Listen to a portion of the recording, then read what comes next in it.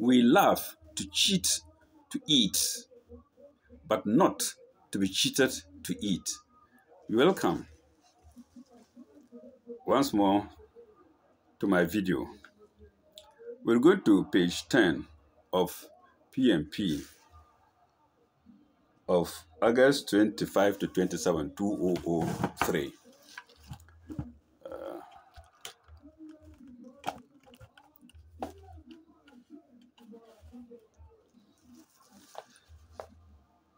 We're going to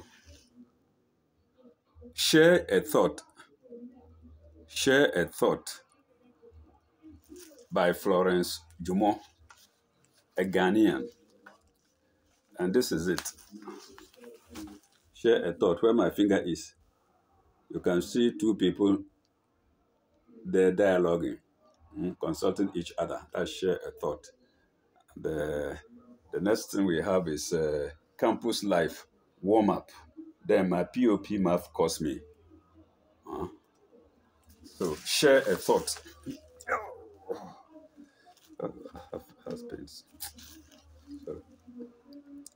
Storms characterize uncontrolled rainfall amidst strong winds. These leave devastation in their paths, whether on land or on sea.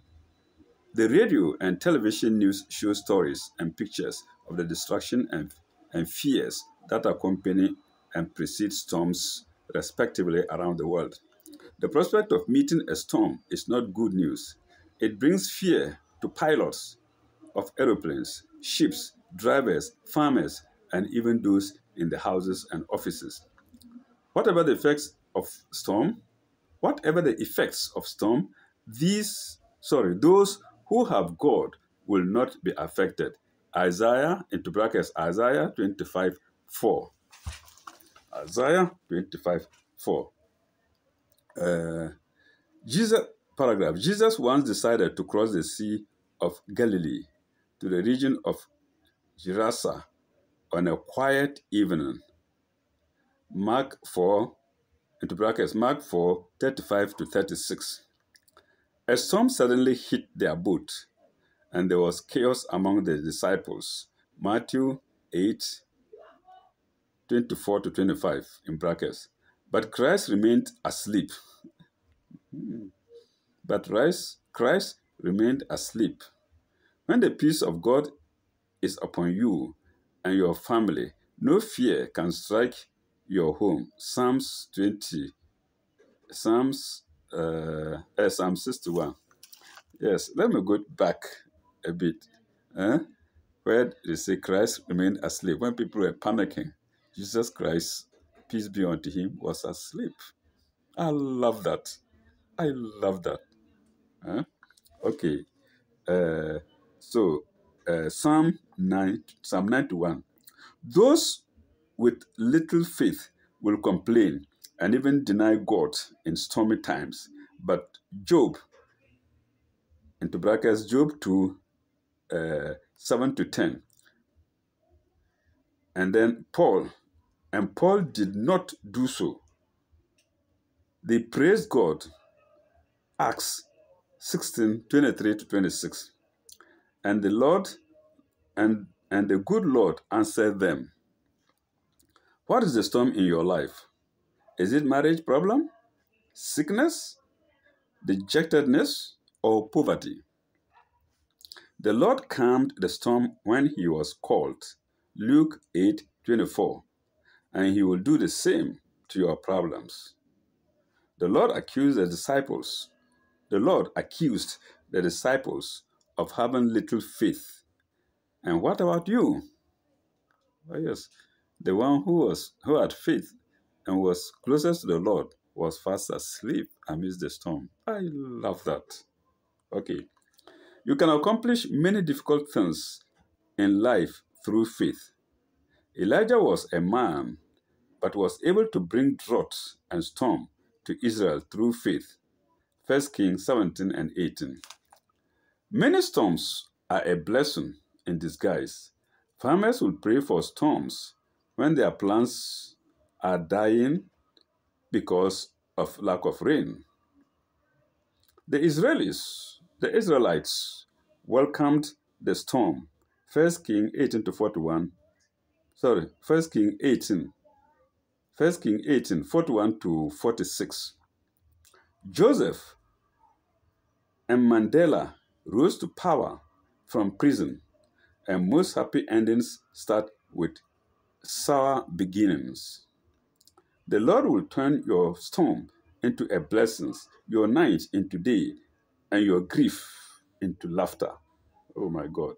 Remember that remember that this remember that there is time for everything.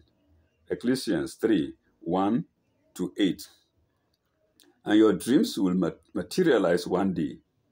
Be blessed, for Daniel met God in a furnace. Dan 3. Full stop. Storms will differentiate your lovers from your enemies. For as some will feel your pains, others will rejoice over your predicament. Yes. We finish with that. We go to campus life. Warm up. Warm up. Okay. Gaining admission to that great school brought uncontrollable joy to my parents, as it was a welcome and golden opportunity for me to develop academically, morally, and industrially. Full stop. The assurance is well heightened in the school's motto, which reads, head, heart, hand. Oh yeah. Head, heart, hand. When I arrived at Corridor 3 with my trunk and chop box, I was greeted with broad smiles from a tall, well-dressed, and nice-looking man who directed me to my dormitory. Cheers and shouts of warm up from continuing students as I was being led to this fatherly fellow evoked my curiosity to know more about him, as well as the meaning of warm up. Oh my God. I got my curiosity partly satisfied sooner than later. I learned he was the senior housemaster. He was duty-bound to give meaning to the school's motto. Full stop. Paragraph. Being a very quiet and reserved student in my junior days, I hardly picked a bone with warm-up. I, however, started in the fun and excitement that characterized the exploits of warm-up. Students would deliberately wait for him to chase them out of their dormitories, classrooms, lavatories, Durbar grounds, library, etc., anytime they were to attend school functions.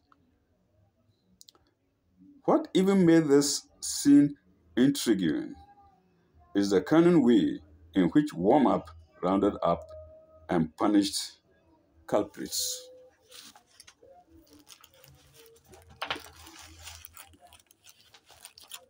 Pardon me.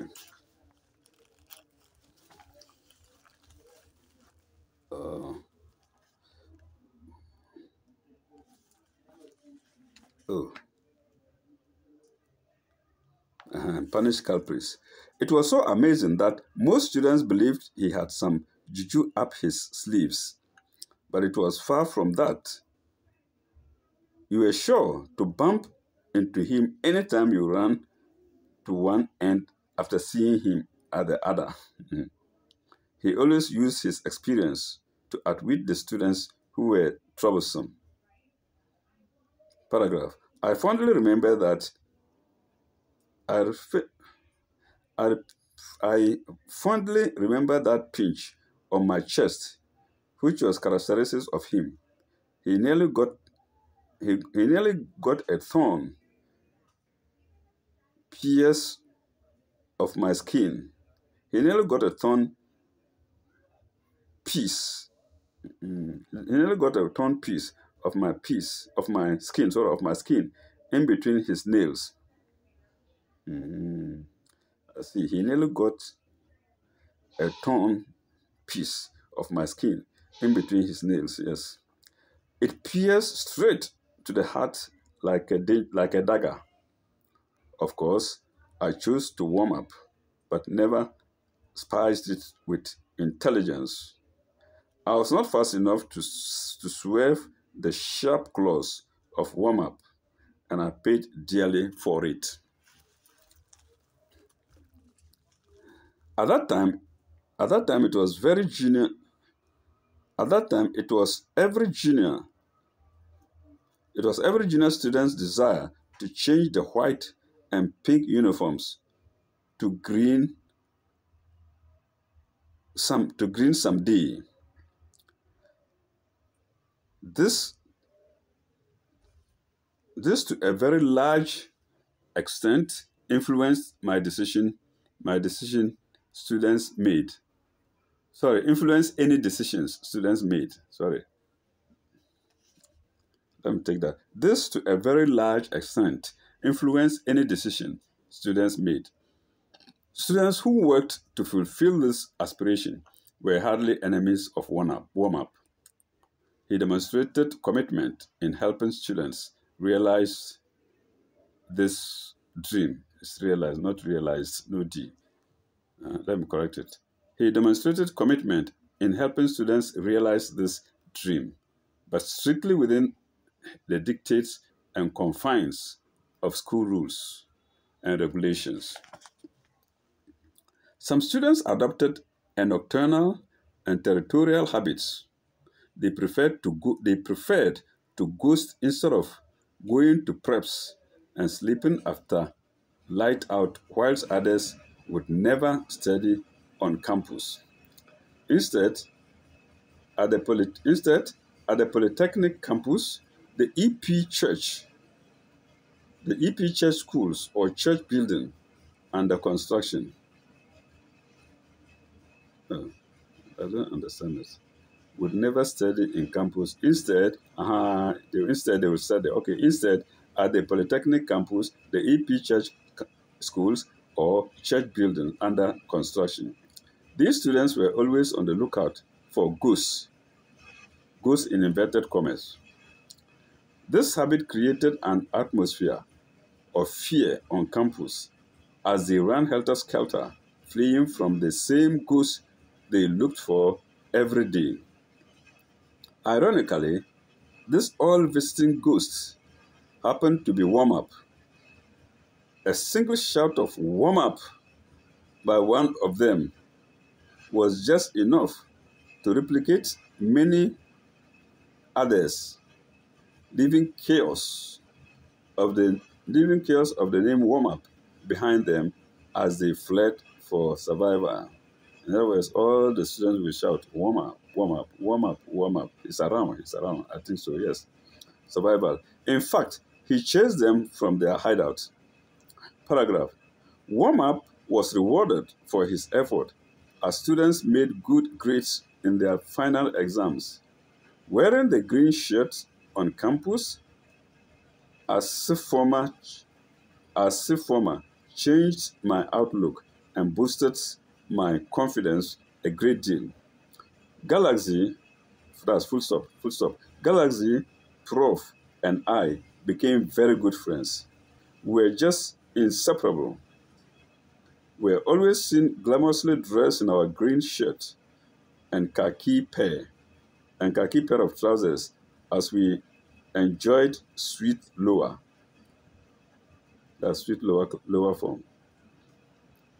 It was a real pride changing your white to green. This alliance of ours was not one warm-up naturally liked. We became more sophisticated than before and outwitting warm-up with cheeky ease. We never missed a week keeping in town on Fridays. We were as predictable on Friday nights, just as just as night follows day. We are predictable as we were as predictable on Friday nights, just as night follows day. At a point in time, we never saw any walls around the school. Around the school, we went to town anytime we wanted, especially at weekends. Not to talk about the countless visits to a sister girls' school not too far from Warm-Up's bungalow. We became too hot for him to handle. We became too hot for him to handle. We almost ran, but we almost ran out of luck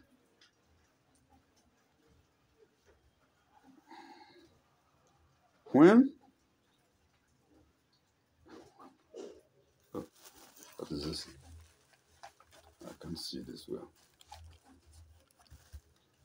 We almost ran out of luck when, and one of our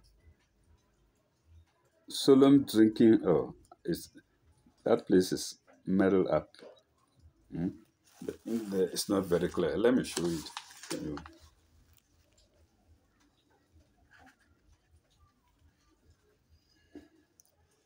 Perchance you can make some meaning out of it. We almost ran out of luck when one of our solemn drinking spree, or on one of our solemn drinking spree outside campus. Solemn is a locally brewed beverage. Yes, it's solemn. One of our solemn drinking spree. So, into brackets, solemn is a locally brewed beverage. Others call it pito, or in northern Ghana, it's called pito. Locally brewed beverage. That's brackets close. Solemn campus was spotted by him. Was spotted by him. Warm-Up tried to pull a fast one on us. With his usual style, as if on a tip-off, he suddenly surfaced at the solemn base. I was seriously gulping down the contents of the calabash when I spotted him. I raised the usual alarm. Warm-Up! Before one could say Bobo, we took to our heels. Maybe they've forgotten that Warm-Up was a student before them. This is what children always forget. They forget they forget that elders have gone through what they are going through. Okay, took our seat. Though the thatch-roofed huts that spread around through the thatch-roofed huts that spread around the brewery, every one of us tried very hard to outrun the others. My physics notes on heat, which I had left behind at the base, almost gave us away, but there was no student by name Pa Willie. As written on the book. This accounted for my not being able to answer any question on heat in the final exams. Look at that. Paragraph. We knew very well that our cup was almost full since we sensed the claws of Warm-Up closer than ever, coupled with the fact that exams was near. We toned down, but never stopped running to town entirely. At least, Warm-Up did not get hold of us, though we had to run away from the ghosts anytime we studied late into the night to make up for the time wasted. I hope current students are not warming up to be chased. Being chased by Warm-Up was not advisable, as it could have easily landed us in trouble. I'm very proud of Warm Up. I wish he still has some energy in him to continue his good work. He is really the pride of children yet unborn. So Warm Up, I also salute you for your good work in helping education. Share your experience. Okay, share your experience with us. Send your stories to editor POP PMP blah blah blah blah blah Accra. Okay, that's okay.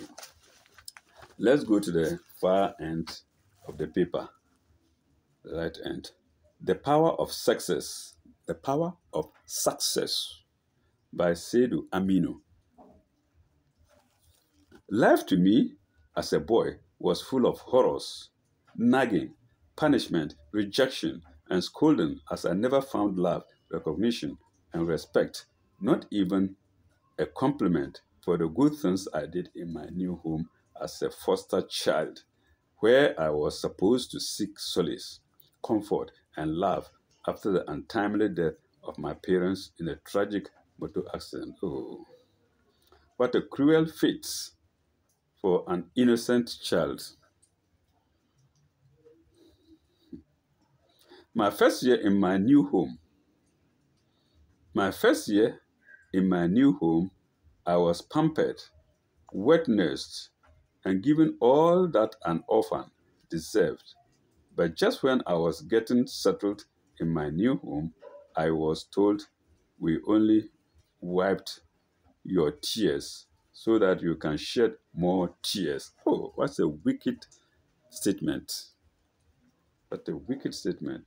Indeed, it was as if the orphan's tears were needed for a ritual, as everything possible was done to make me weep for no apparent reason. Oh my God. Okay, paragraph. I was starved, beaten, and slept in a mice and insects infested kitchen, where I was greeted every morning with this insult. You wizard, who has killed your parents? Oh, this sounded more of a clinch E to me than insult. Clinch E is spelled CLICH, small letters coupled by big letter, clinch E to me than insult. I wondered if I would ever be associated with anything good. Freed, loved. I wonder if I would ever be associated with anything good, freed, loved, or recognized as any other child as the situation kept worsening day by day. Paragraph.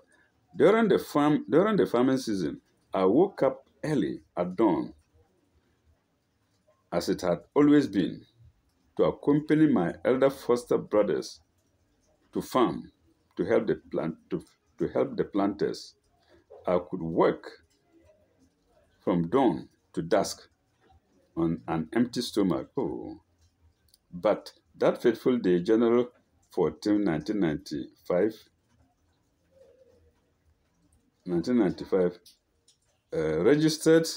registered a different turn of events in my life. At about midday, my foster father came to the farm. For the first time in my life, he called me, held me, held my hands, and asked, "Have you eaten?" Oh, this is a sad story. I was signaled by an elder foster brother to say no. There and then, I was given honey and cheese, a delicacy I've never enjoyed before. I quickly gulped it down, after which I ate some food. After the meal, I was taken home on a motorbike. My foster my foster dad's means of transport, another Anna and dreamt of, another Anna and dreamt of. Oh, this is a sad story. At home, I became even more astonished when my foster mothers and sisters welcomed me with a big hug, despite the dusty and dirty clothes I was wearing. I drank from the same cup and ate from the same bowl with the rest of the family, something I've never done in my life since I came to the house. I was allowed for the first time to use the bathroom. I was given I was given a brand new towel, soap, and sponge. That's a very sad story. Okay.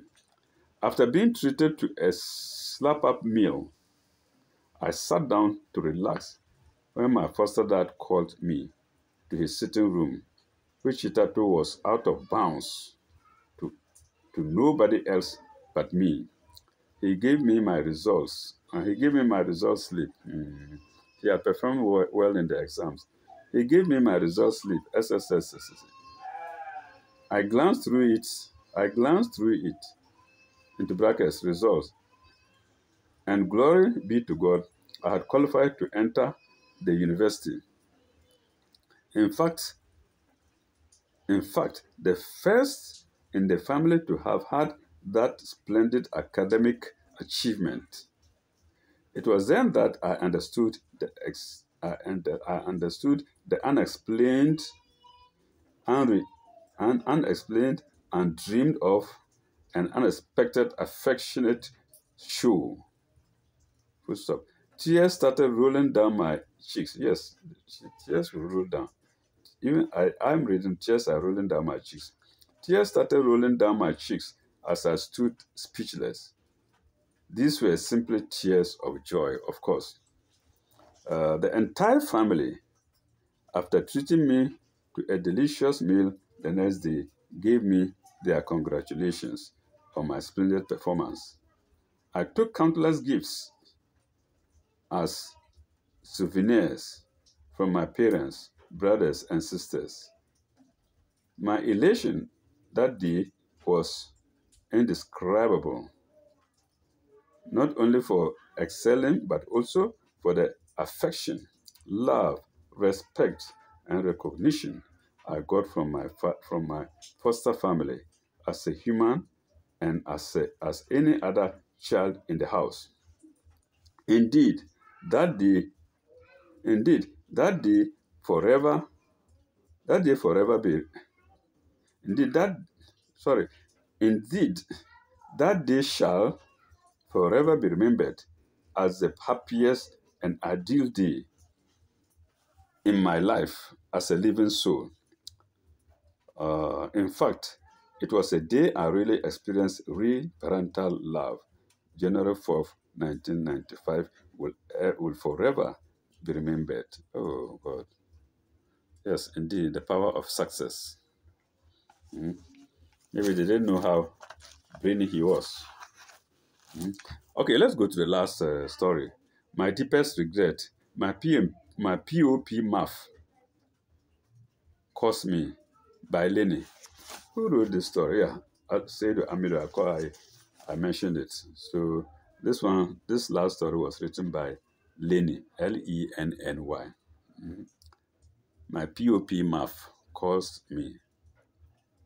How hurting it is to see her leave for destination known to only herself, her God, and her new husband, but unknown to me. How painful it is just thinking about her and also realizing that I would never cuddle her in my arms for the rest of my life as I wished. Oh, another sad story is coming. Most of the time, I wondered if her husband would ever treat her the way I would have done if she were mine. We lived in that same neighborhood since our childhood days, though we never lived in the same house. We attended different schools and grew up in the same part of the city. We hardly met we hardly met during school days, but during vacations we met almost every day because her mom was a businesswoman and she helped her mom with the business. The only convenient route was in front of our house, and that was the only route she used. We always stole glances at each other when she passed, and because of her, I always found myself in front of our house, just waiting to see her. Otherwise, I would never have a good night's sleep. Oh my God. This continued steadily till I got to the university and she went to the nursing training school. I did my homework well and managed to get her my phone number before leaving for school.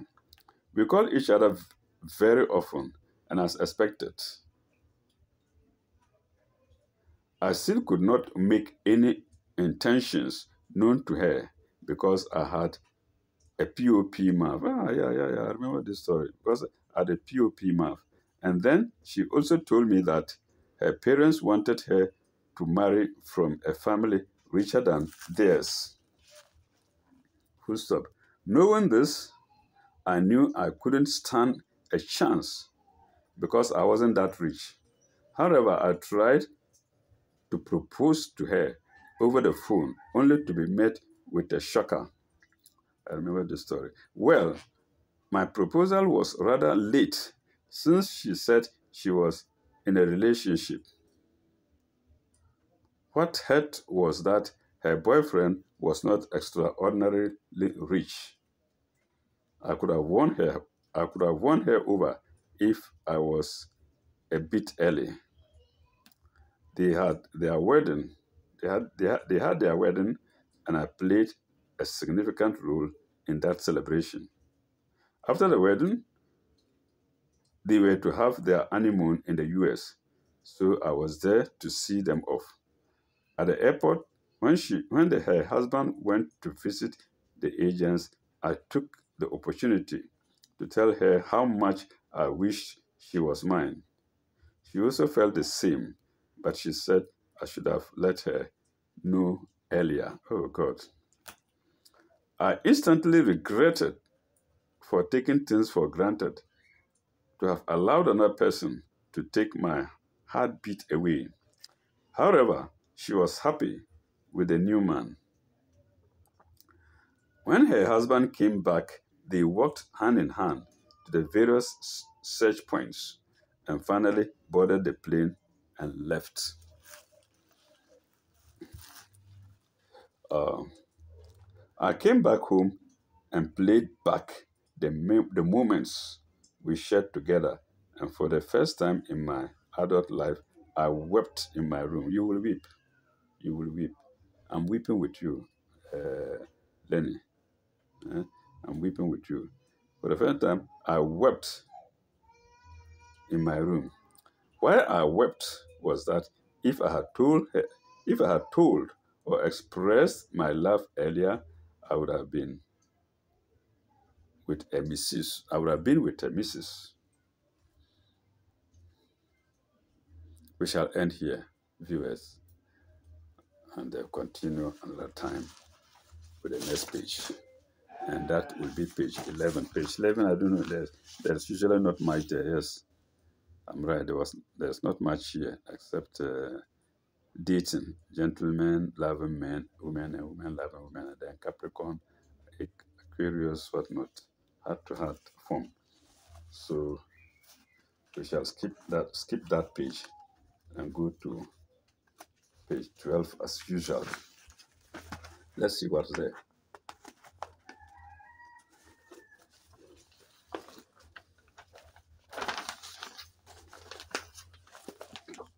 Yes, you and your health, dear doctor. Okay, the health column and the legal column under. That page contains health questions and then on health and then on the law. We shall stop here, viewers, until we meet again. Bye bye. Good day. Au revoir. May God bless you very much.